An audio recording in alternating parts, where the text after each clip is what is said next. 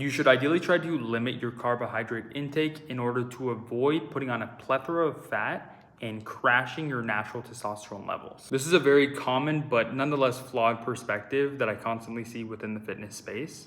So the goal of this video will be to clearly outline the relationship between protein, carbs, cortisol levels, and testosterone levels in as brief as a manner as I can. It is a very in-depth subject, but I'll try and give you guys the best information I can in the shortest amount of time. That paired with giving you the ideal amount of carbohydrates that you should be intaking on a daily basis. Now, throughout this video, my main source that I will be referencing, as can be seen here, is low carbohydrate diets and men's cortisol and testosterone, a systematic review and meta-analysis. As the goal of this study was to establish the relationship between carbohydrate intake and cortisol and testosterone, it is first important to establish the relationship between cortisol and testosterone.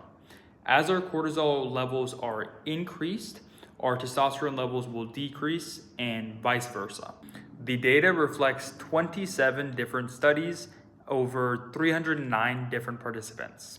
What they did was they measured the cortisol levels at a resting rate and then a post-exercise rate.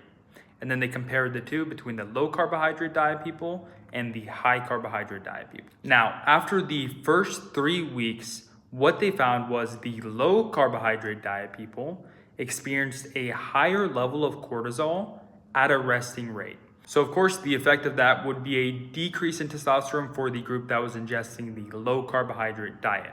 However, things did take a turn after the 3 weeks had passed, and that's where we got to see some interesting data. So after these 3 weeks had passed, it had been a longer period of time. We now look at the high carbohydrate diet and we see that the resting as well as the post-activity levels of cortisol are still low. But looking at the low carbohydrate diet people, we see that their resting cortisol levels are no longer as high as they used to be. They return to their normal rate, but their post-exercise cortisol levels are still raised.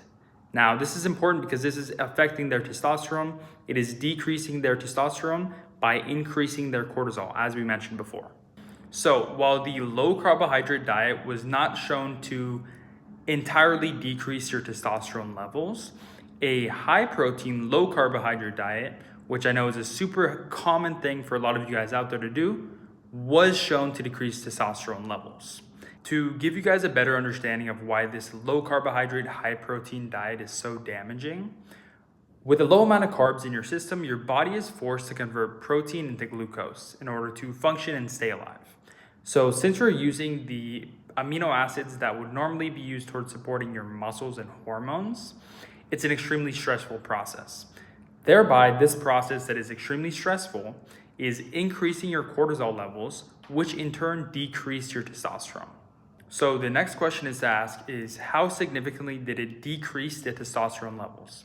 Well, it decreased it by 5.23 nanomoles.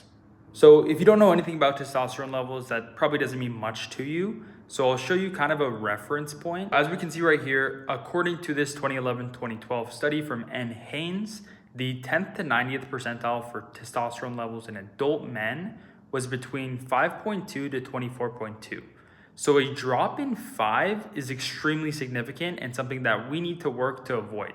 To give you guys that magic number of perfect carbohydrate intake, well, that doesn't really exist, but it kind of does. So for me, I consume around 25 to 2,700 calories daily.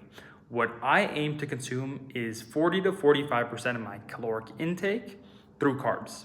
So this is what I suggest for you guys. Try it out and let me know how it goes. If you guys want to see more of these informational videos, because they are topics that I study myself in my own time, I'd love to make more of them. So let me know what you guys think.